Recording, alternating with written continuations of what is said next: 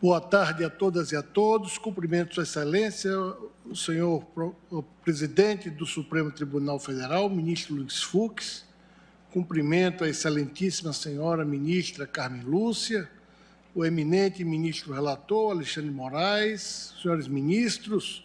Cumprimento também aos senhores advogados da Advocacia Pública e Privada. Cumprimento a assessora-chefe do plenário, doutora Carmen Lília, senhoras servidoras e servidores, minhas senhoras e meus senhores. Senhor presidente, esse recurso ordinário interposto pelo Instituto Nacional do Seguro Social insurge-se contra a possibilidade de se estender o benefício de salário-maternidade pelo prazo de 180 dias a servidor público, pai solteiro, sob o argumento de que os alegados óbices da ausência de previsão legal e da falta de específica fonte de custeio para a concessão do cogitado benefício levaria ao provimento do apelo extremo. No caso concreto, um servidor público federal, pai solo, de 2 crianças, nascidas prematuras e geradas por meio do processo de fertilização in vitro, ingressou com ação em desfavor da União e do INSS, ora litisconsortes passivos, visando obter judicialmente a concessão do salário-maternidade pelo prazo de 180 dias. A autarquia federal recorrente afirma que as diferenças biológicas justificam o trato normativo diverso dos períodos de tempo conferidos à licença maternidade e à licença paternidade. Sustenta também que estender ao pai a licença maternidade de 180 dias implicaria conceder benefícios sem a correspondente fonte de custeio, violando o artigo 195, parágrafo 5º da Constituição.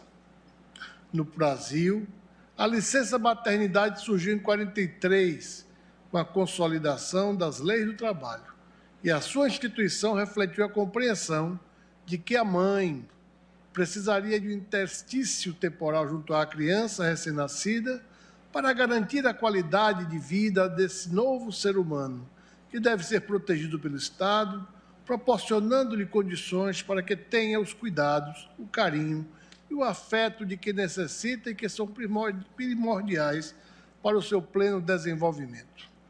Nos primeiros meses de vida, surgem os enlaces psicológicos e afetivos que formarão a personalidade dessa criança.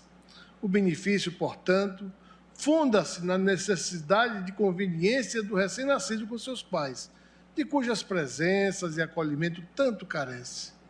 Com a promulgação da Carta Constituição Federal de 1988, após diversos debates, assegurou-se a igualdade entre homens e mulheres, mantendo-se o tratamento dissonante apenas onde este logicamente se impõe.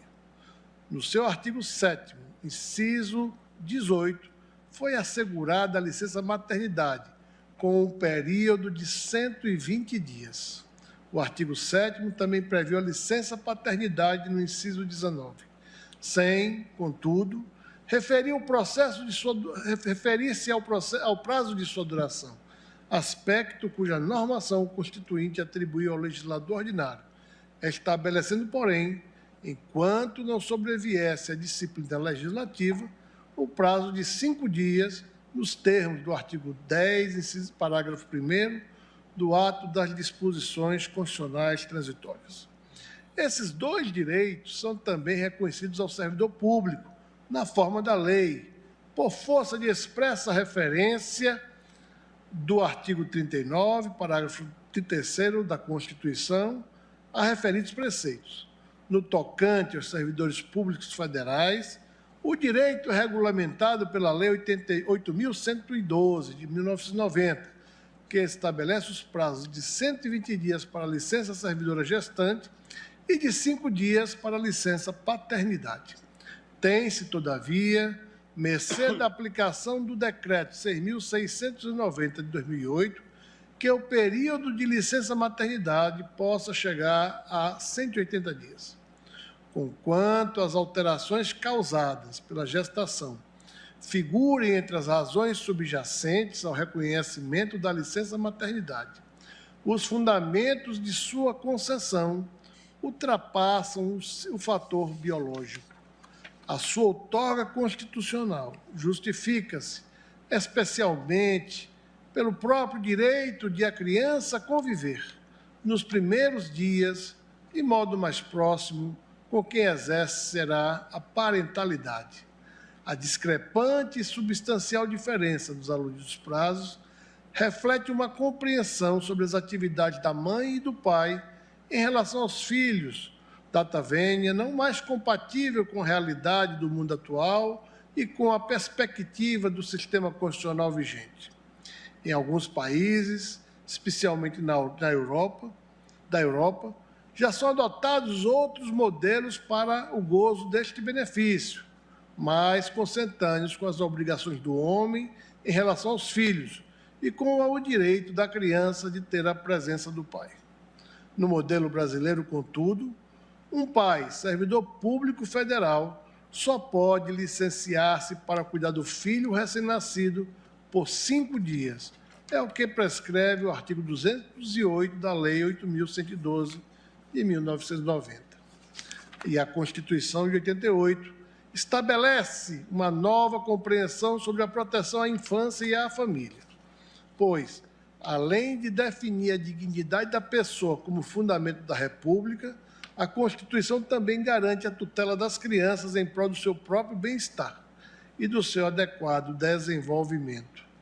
A Constituição qualifica a proteção à maternidade e à infância como direito social, no caput do artigo 6º, como se vê.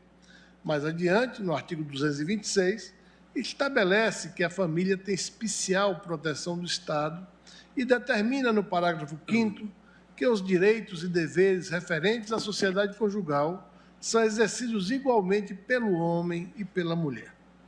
Em seguida, no artigo 227, a lei maior impõe à família, à sociedade e ao Estado o dever de assegurar à criança, com absoluta prioridade, o direito à vida, à dignidade e à convivência familiar e comunitária, dentre outros.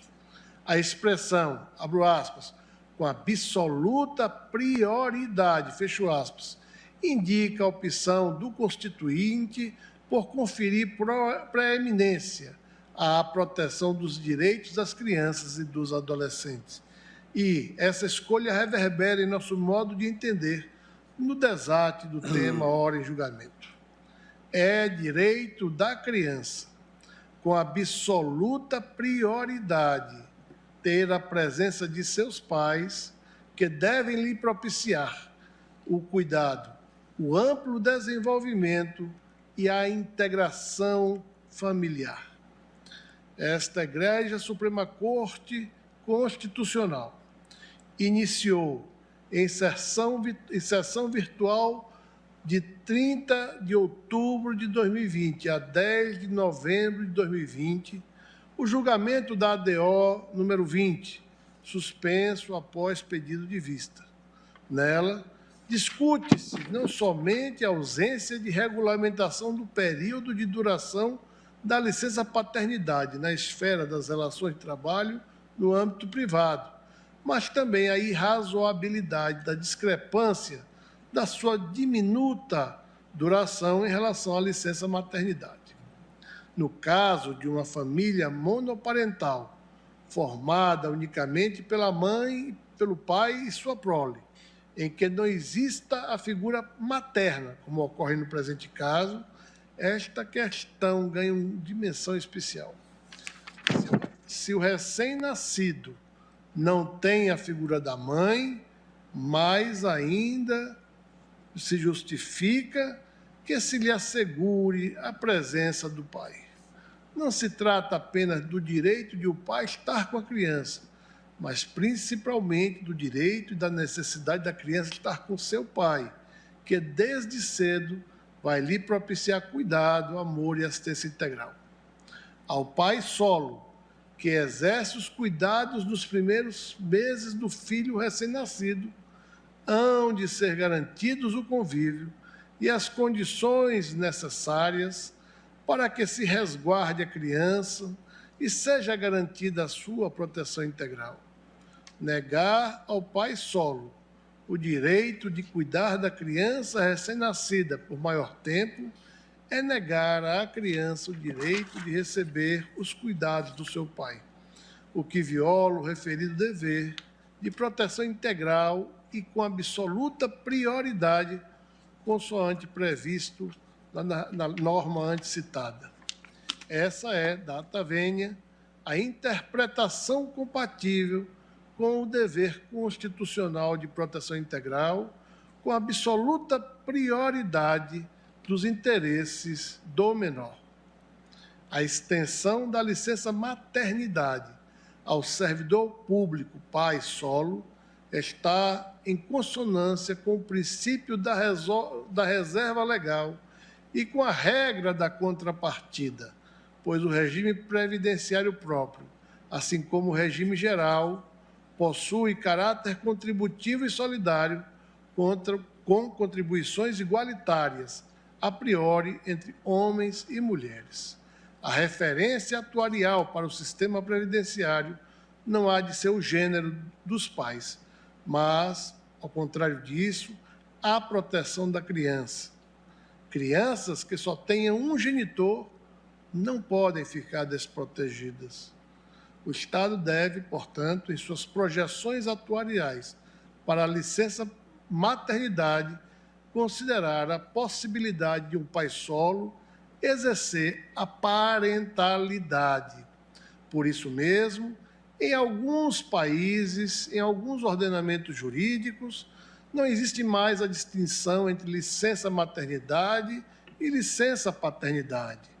Há a denominação nomen iuris de licença parental para conciliar ambos os gozos desses direitos, que mais constituem proteção às crianças do que mesmo um direito, mas um dever dos pais de assistir à sua prole de forma extensiva. No caso concreto, em que se cuida como visto de pai solo, que exerce com exclusividade os cuidados parentais, o enquadramento da situação de direito material não se dá na fatispécie da licença paternidade, mas por identidade substancial de razões, e presente a proteção das crianças. A subsunção, assim, se efetua na hipótese normativa da licença maternidade. Dessa forma, adotando nessa sustentação oral a ideia da licença parental, que abrange ambos os benefícios, dir-se-ia que o tratamento está a merecer igualdade, isonomia, pois o destinatário desses cuidados sagrados, com a prioridade absoluta que impôs o Constituinte, não pode ser data vênia olvidado. É por isso que este Procurador-Geral da República manifesta-se pelo desprovimento do recurso extraordinário do Instituto Nacional do Seguro Social e propõe a fixação da seguinte tese de repercussão geral.